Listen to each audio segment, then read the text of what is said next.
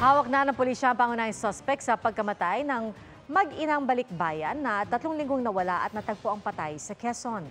Ayon sa Tayabas City Police, umamin sa krimen ang kapatid ng nakatatandang biktima. Sabi raw ng suspect sa pulisya, 4 sila magkakasama nang gawin ang krimen. At ang isa raw ay ang kanyang asawa.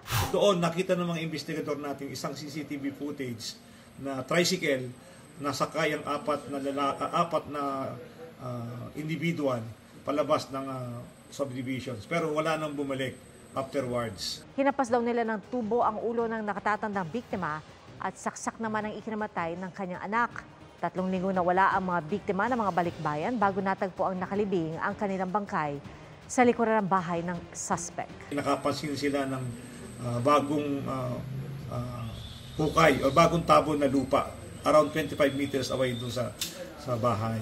And to their surprise, nakita nila 2 individual, babae, na may mga tama ng saksak at matigas na bagay sa kanilang katawan. So ito ngayon ay sasagawa sila ng kaukulang follow-up forensic examination doon sa nahuhukay na body